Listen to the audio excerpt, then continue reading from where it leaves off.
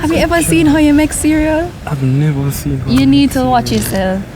You examine the bowl, and you know those people who will fill it up and then realize that I poured too much. No, like you examine. I always watching and I'm just like, look at him making cereal. Yeah, you have to have the right bowl.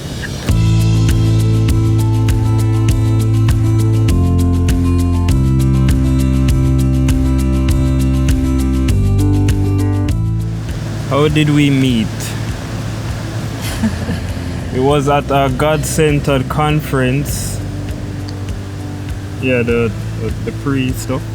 And I was living my life for the Lord. And while I was walking, I saw Ashley. And she looked to be in a bit of distress. So I said, what would Jesus do? And I calmly went over and approached her. And I said, are you okay? And Ashley, being the strong, independent woman that she is, she said, yes, I'm fine. But I discerned in my spirit that was not true.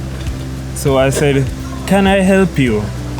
And she said, well, I'm just feeling a bit, hungry. I said, what do you want? And Ashley said, no, I'm fine. I was like, you don't want anything? Hot dog, burger? She's like, no, I'm okay. I was like, water? People drink water. And she's like, she finally gave me the honor of buying her water. And yeah, that was our first interaction. This is a bit technical because we went to the same high school. He was a year ahead of me, so I always knew him as a familiar face. Then when I started going to CLF, I recognized him in the crowd as same familiar face, but we never spoke any at all. I had been praying about Ashley for a while. Little did she know, she knew nothing of this at all. It was just between me and the Lord.